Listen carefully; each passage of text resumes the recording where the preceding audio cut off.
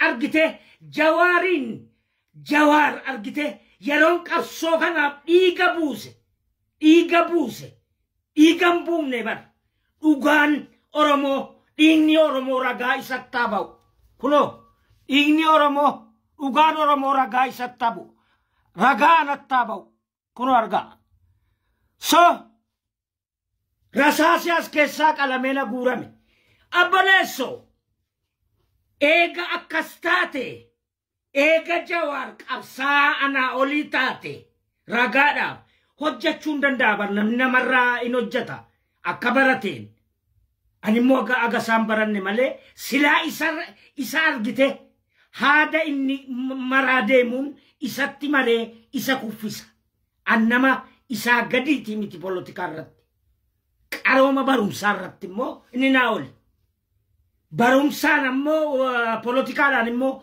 madooshaadhaanan mataa isaa falaxaan so ilaal namoota hedduu yeroo jarri aaranii dubbatan fatansaa kana kananta guyyaa tokko hin qeeqiniif kanaaf isintu fuudhee ofitti kaase gosaan gargar baaftanii niitii jalaa baaftanii ijoollee mucaan fi intalli abbaan akka waliin argine gootanii namichi maraate jalqabaa baa'urraa maraateeti waggaa 12 hidhame murtiin du'aatti gadhiifame booda iqirtaadhaan ba'e abboleesso soo namichi kanarratti aalee takka maarree jedha ari amma ana sarkiftanitti galchitan gabbaawta saalwaddi bagitti gabbaawta amma maaltu taare maaltu ta'a maal opiniyoon biltiginnaan hundi yoo eenyuun iyyuu bilisummaan hin jiru yoo paartiin biraa dhufe mana murtiitti dhiyaata yakkaan hin gaafatama namoota qubaan lakkaaman himannaan irratti baname qofatu mana murtiitti dhiyaata biltiginnummaan namanidhu abaa'uunis abaa'ummaan namanidhu dhageesse soo kanaafi eegagaa akkas taate Jawaariin anatu gingilcha akkam taature amma gaa xiiqii keessa galtanii miti ijoolleen Jawaariin deeggertan hundi keessanuu baadiyyaatti wal waamaati qophaa kottaa gabbaawut mee akkam taatu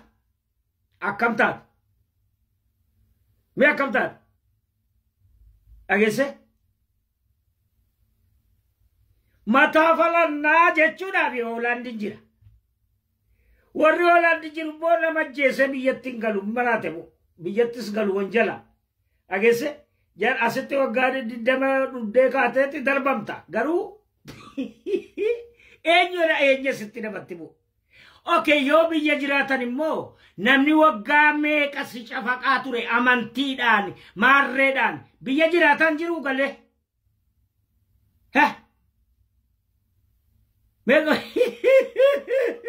akka waan nama gootanii nama wuxxifachiisee nama boochisee nama rakkisee nama arrabsee Jooni Manya tandalaleeti finne keessa deemaan turre dhageesse maal nama goota homa yoo akka ibiddi argite ho'u gootan malee alaal Jawaar kaasi rakkoo qabu ijoollee kaasi bobbaasi wallahi billahi sinnaafisa በጣም ባለጌ ሰው dhageesse baalage gosti qabuu hin dandeenye malee gosan qabu ka gosa isintu jimmatti galche malee gosti eenyullee na qabuu hin danda'u dhageesse akkas hamaan nama akkasiiti nama argite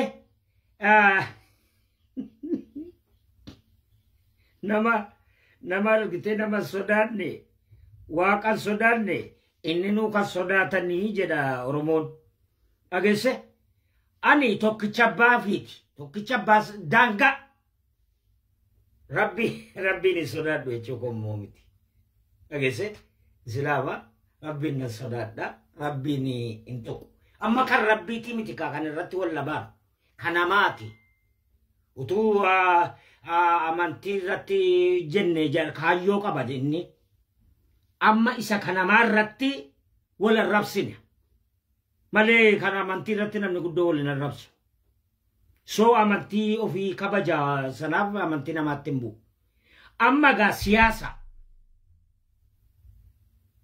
siyaasaadhaaf jettaniiti eegan argitee nagalchitanii galeera.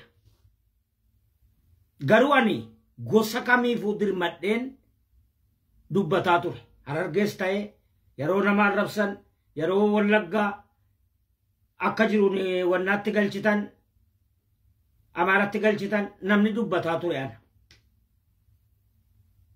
So arra eega bifa kanaanii dhuftanii bifa barbaadanitti kadha. Bifa barbaadanitti. So maaltu ta'a? Homa inni saamee inni hatee gurguratee nyaatee nama waliin dha'ee community ijaarradhaa jedhee karaa horii guuraa bahee guyyaa tokkotti dubbattaniittu isa mana itti kennanii mana bitanii miidiyaa itti kennan gurguratee gal guyyaa tokko dubbattaniittu yoon qeeqasaa dubbadde akkamitti maaliif isin oksisee nani argitee akka bobaa isin nyaachisa maali dhageesse maali inni deebisuu hin danda'u kanammoo namni waan dhiiseef qaba ol keeyate bara guyyaa walitti gadi baasantu dhufagaa yoo kaardiidhaan biyya qabata ta'e kabraa karaan biyya qabatanii tokkittii qofa amma booda Itoophiyaa keessa karaan biyya qabatanii tokkittii tokko mircaa lama waraanuma mootummaa Itoophiyaa ta'anii achuma keessatti yoo wal ijaaranii mafanqila walirratti godhan dhageesse sanum kana lamaan nin ala warri amma dibbee rukutu ilaa zalaalam dibbeedhuma rukuta ilaa zalaalam gaaf tokko waa jedhe utuu miidiyaa irraan badin gaafa argitee wallaggatti lamma eenyu mucaani mataa ceberee nama guuru ijoollee barattootaa hin guurinii jedhan ture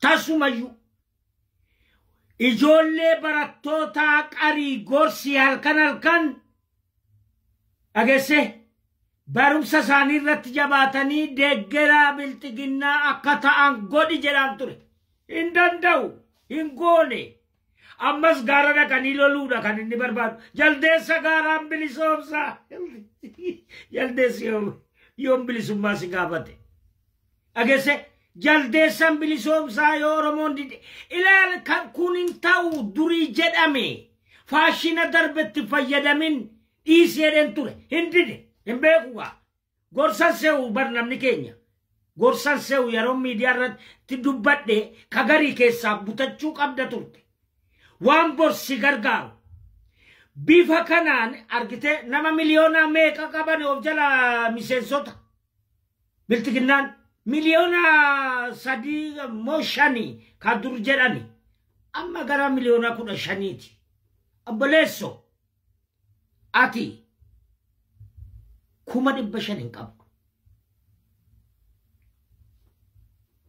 eessaan dhuftare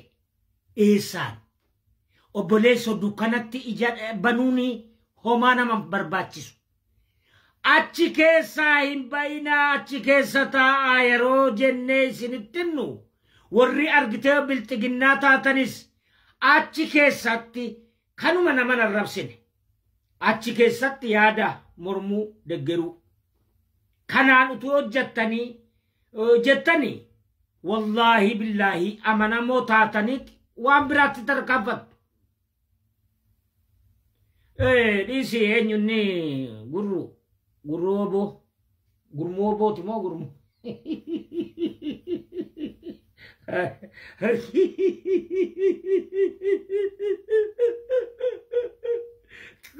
Inni kun gadda oboo ta'e gaam.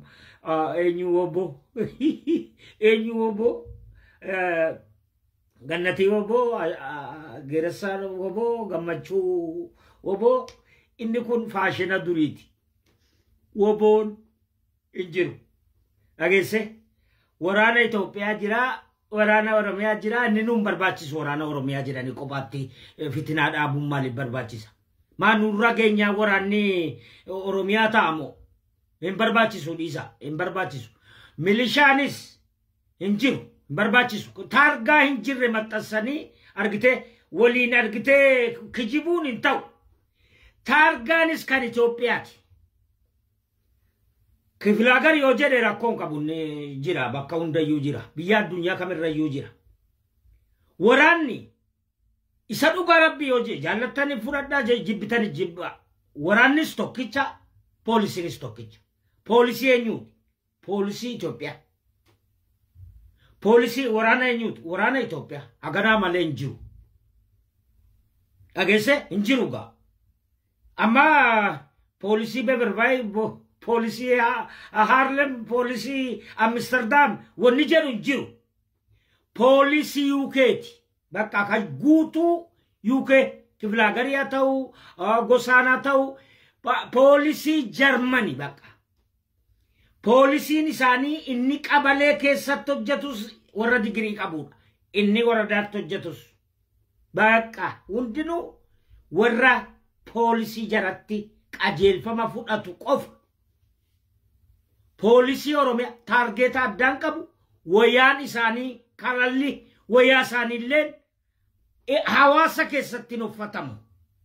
Seeraan dhowwama. Mana murtiitu itti murteessanii kalarii kana filanneerraa jedhaniiti. Wayaan ani uffadhu kan hojii tokko. Duraa kalarii wayii ofirraa qaba kan poolisa Hoolaandi fakkaatu. Kaasaa jedhan. Jennaan nuuf haaraan hodhamee kenname warra hojii mootummaa hojjetu. So tasuma jara keenya hin ta'u. Ilaal waan hin jirre maaliif sobanii argitee horii guurrachuudhaaf jecha nama soban hin ta'u. Hin ta'u isa dhugaati bakka. Ilaal nanarrabsinaa kun dhugaa mitii jedha biyya namaa keessa jirtani. Poolisii Keeniyaa jedha bakka kan biraa jira. Hin jiru. Polisi tu ramadee wayaa isaanii erga.